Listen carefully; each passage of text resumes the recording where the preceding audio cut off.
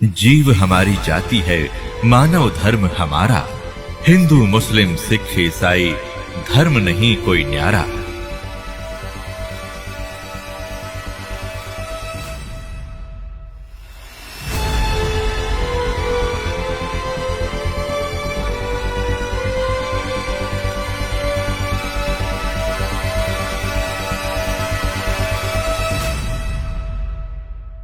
अब राजा जनक को परमात्मा उस समय भी मिले थे, लेकिन जब घने ठाठ से थे, वो समय नहीं था जो दास आपको यहां लाना चाहता है कि ये समय था मोक्ष का।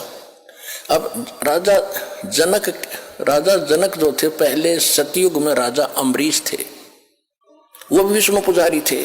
और ये दुर्वासा जैसे ऋषि तोब थे, बड़ी सिद्धि वाले थे, सब उस तो डरते थे। अम्बरीश ऋषि ऐसे साधक थे, शील संतोष के थे, पिछले जन्म के संस्कारी थे। दुर्वासा की सिद्धि ने भी काम नहीं किया उसके ऊपर, आप पे फेल हो गया, बल्कि राजा अम्बरीश के पैर पकड़कर जान बचवाई थी उस दुर्वासा ऋषि। और वही ऋषि अगले जन्म में फिर राजा जनक हुआ, और वही राजा जनक फिर चला गया स्वर्ग में। रास्ते में काल कैसे चोरी करता है, कैसे ठगता है आपको। पुण्यात्माओं, और एक एक पर्सन को ध्यान से रखना, प्रत्येक में एक न्यारा न्यारा गुड़ रहस्य निकलेगा।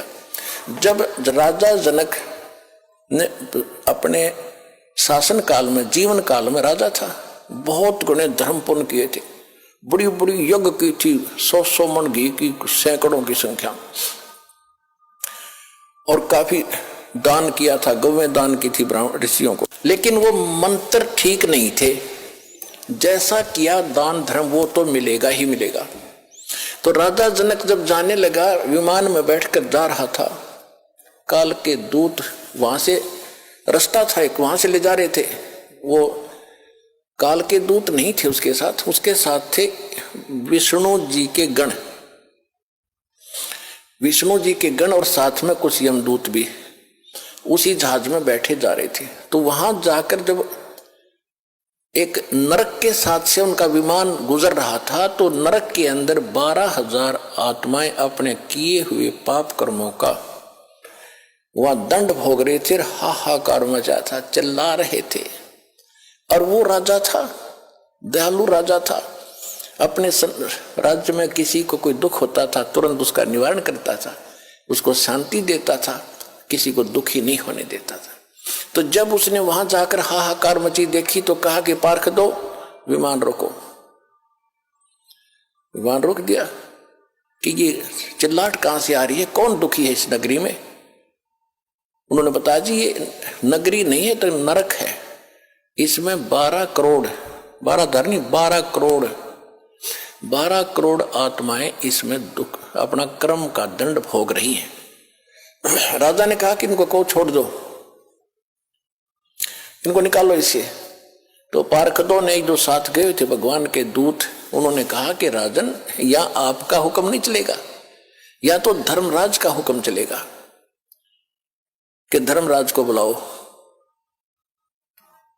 धर्मराज के पास ले चलो मुझे, या धर्मराज को यहां, धर्मराज को बुलाओ, और नहीं तो मुझे भी यहीं छोड़ दो, मैं भी इस नरक में इनके साथ ही रहूंगा, आगे मैं भी नहीं जाता। अब वो संदेशा धर्मराज के पास गया। धर्मराज ने आके पूछा कि राजन, क्या कारण है कि ये सब इनको छोड़ो, ये बहुत दुखी हो रहे हैं, मुझसे देखा नहीं जाता। तो उसने बताया, जी देखो यहाँ ऐसा नहीं होता, जिसने जैसा कर्म किया वो भोगना ही पड़ेगा, ये मेरी बही, मेरी पैड में लिखा है, रिकॉर्ड में, इनको कोई बदल नहीं सकता, मेरी ताकत नहीं है बदलने की। तो राजा जनक ने कहा कि मुझे भी यहीं छोड़ दो, कि ये भी मैं नहीं कर सकता, आपको यहां छोड़ने का आदेश नहीं भगवान का, आपको कैसे छोड़ूंगा। तो कहने लगा, मैं तो जाता नहीं, करो जो आपने करना है। अब ऐसे पुण्यकर्मी आदमी के साथ, आत्मा के साथ वो भी ज्यादा खस्सा खसाई नहीं करते, फिर अपनी चापलूसी यानी चाणक्य ऋषि अपनाते हैं।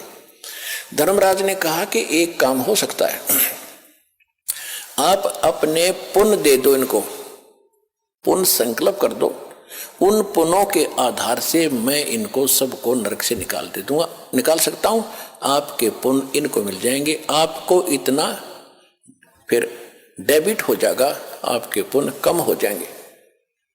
राजा जनक बड़े दयालु थे। परमात्मा कहते हैं देखो दयालु होना जरूरी है, लेकिन अपने दयालुता में अपने पैर पर कुहाड़ी मारना कोई दयालुता नहीं है, वो तो मूर्खता है। राजा जनक ने कहा कि ठीक है, मैं इनको अपने आधे पुण्य देता हूं, जितने मैंने धर्म पुण्य किए, भक्ति भक्ति करी है। ठीक है, उसने उधर से काट के उन सब को बांट दिए, आधे पुण्य 12 करोड़ में बांट दिए। उनको सबको बाहर निकाला, अलग से विमानों में बैठाया, राजा के पीछे पूरा लश्कर भेज दिया, चल। अब वो सारे स्वर्ग में चले गए।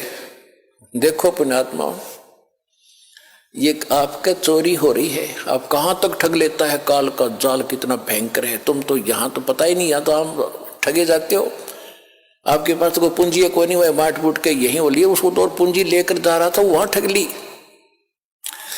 अब वो 12 करोड़ आत्माएं पहुंच गई स्वर्ग में, ठाठ से रह रही है उसके पुण्य से।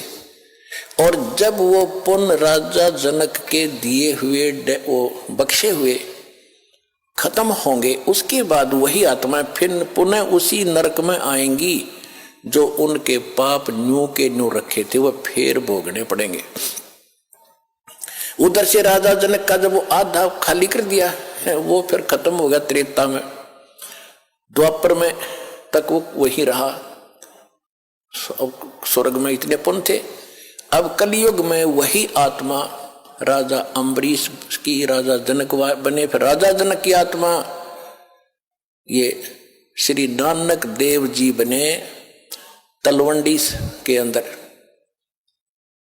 तलवंडी पंजाब यानी पाकिस्तान के अंदर एक तलवंडी गांव है, वहां पर एक कालू राम मेहता खत्री यानी अरोड़ा, उसके घर जन्म हुआ। उसका पिता पटवारी था और स्वयं ये नौकरी करने लगे। फिर एक सुल्तानपुर शहर में एक राजा था, नवाब था, और वहां इसकी बहन ब्याही थी नानक साहिब जी के, जो सिख धर्म के प्रवर्तक हैं श्री गुरु नानक देव जी।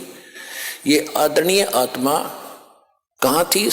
अम्बरीश, सतयुग में राजा अम्बरीश, लाखों करोड़ों सेना इसके साथ, और हाँ जय जयकार होती। राजा जनक, लाखों सैनिक, लाखों नौकर इसके हाथ जोड़े खड़े रहते थे। और फिर वही अपने पुण्य से खत्म करके क्या बने? स्वयं सुल्तानपुर के नवाब के एक मोदी खाने में नौकर बने।